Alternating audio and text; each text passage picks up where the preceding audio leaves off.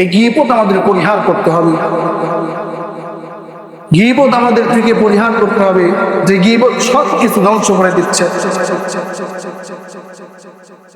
সূরা মুলকের মধ্যে আল্লাহ তাআলা বলেন, সাআলাহুম খাযানাতুহা আলাম ইয়াতিকুম নাযীর ক্বালু বালা ক্বাদ জাআনা নাযীর ফাকাল্লাবনা ওয়া কুলনা মা নাযালাল্লাহু মিন শাইইন ইন আনতুম ইল্লা ফী দালালিন কাবীর ওয়া ক্বালু লাউ কুন্না নাসমা'ু আও না'কিলু মা কুন্না ফী আসহাবিস সাঈর।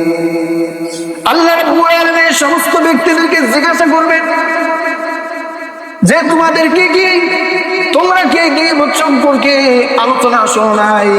আমার উলামায়ে কেরাম যাদেরকে ওহী দান করেছিলাম, উলামায়ে কেরাম কি তোমরা এই কোরআন থেকে তোমাদেরকে বোঝাই নাই? তোমরা কি শোনো নাই?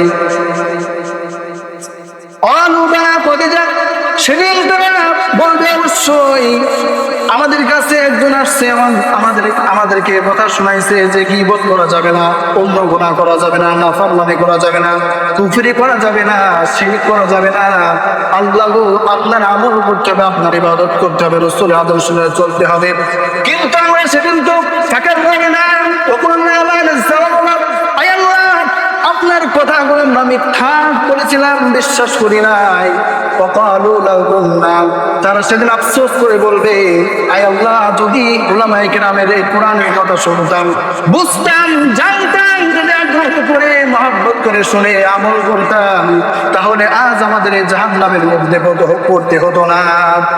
আমার ভাই, আল্লাহ রাব্বুল আলামিন বলেন, ইন্নাস সাআতা আতিয়াতুন আকাদু উখফিহা লিতুজজা কুল্লু নাফসিন বিমা তাসআ। আল্লাহ রাব্বুল আলামিন বলেন, কিয়ামত অবশ্যই সংঘটিত হবে এবং কিয়ামতের ময়দানে প্রত্যেকটা ব্যক্তির আমলনামা, প্রত্যেকটা ব্যক্তিকে আমলনামা, সঠিক আমলনামা তাদেরকে বোঝাই দেওয়া হবে। কিন্তু আমার বন্ধুগণ, যারা নেক আমল করেছে তাদেরকে আল্লাহ তাআলা নেক আমলের পাল্লা তাদেরকে দিবেন, তাদের ডান আমলনামা দিবেন।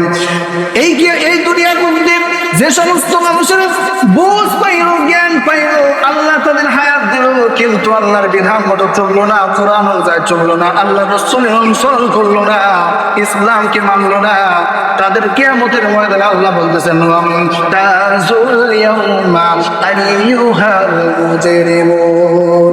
আল্লাহ রাব্বুল আলামিন কিয়ামত সংঘটিত করবেন, প্রত্যেকটা ব্যক্তির আমলনামা প্রতিদিন আল্লাহ প্রত্যেকের হাতে হাতে ধরাই দিবেন এবং যারা নাফরমান থাকবে আল্লাহ তাআলা তাদেরকে ঈমানদার ব্যক্তিদের থেকে আল্লাহ তাআলা বাছাই করে দিবেন, ছটাই দিবেন।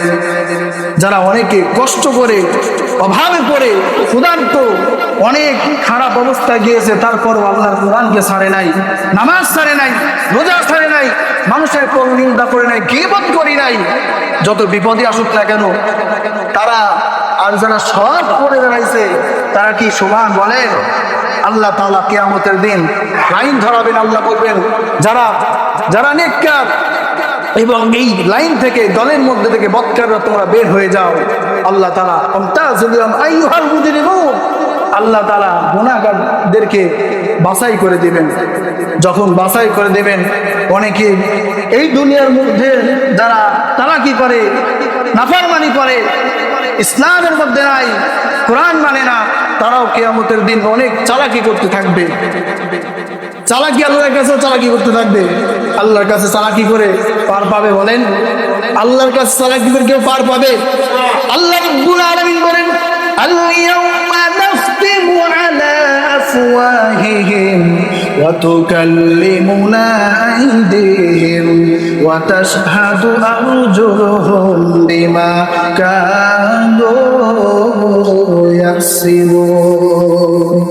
আল্লাহ রাব্বুল আলামিন সমস্ত নাফরমান বান্দাদেরকে আল্লাহ তাআলার কাছে যখন চালাকি করতে শুরু করবে, নাফরমান আল্লাহ রাব্বুল আলামিন তাদের যখন জিজ্ঞাসা করা হবে, নিজ ইচ্ছায় তারা আল্লাহর কাছে ধরা দিবে না। আল্লাহ রাব্বুল আলামিন তাদের জবানের মধ্যে আল্লাহ তাআলা মোহর মেরে দিবেন। হাত তখন হাত আল্লাহর কাছে বলতে থাকবে, আল্লাহ তোমার এই বান্দা আমি এই হাত দিয়ে অপকর্ম করেছে, মানুষকে জুলুম করেছে, মানুষকে অন্যায়ভাবে মেরেছে, হত্যা করেছে, এই হাতের মাধ্যমে সোয়াকাম করেছে। এই হাত তখন আমার আল্লাহর নামে আল্লাহর কাছে বিচার দিতে থাকবে। আমার বন্ধুগণ, আল্লাহ এই কানের মধ্য দিয়ে আল্লাহ তাআলা নিয়ামত, এই কান আল্লাহ দান করেছেন। এই কানের মধ্য দিয়ে যারা একজন নামে মিথ্যা অপবাদ দিয়েছে, গীবত করেছে, হিংসা করেছে, তাদের কথাগুলো কানের মধ্যে ঢুকাইয়া আপনি অন্যের মধ্যে মারামারি সৃষ্টি করে দিয়েছেন, গেলজাল সৃষ্টি করে দিয়েছেন, অশান্তি সৃষ্টি করেছে। এই কান তো আল্লাহর দরবারে বলতে থাকবে, আল্লাহ এই কানের মাধ্যমে আমাকে ব্যবহার করে সে অন্যায় অপকর্ম করেছে। আমার বন্ধুগণ, এভাবে সে কান আল্লাহর কাছে বলতে থাকবে, মালিক এই পায়ের মাধ্যমে আমাকে তোমার বান্দাকে পা দিয়েছিলাম, তোমার নিয়ামত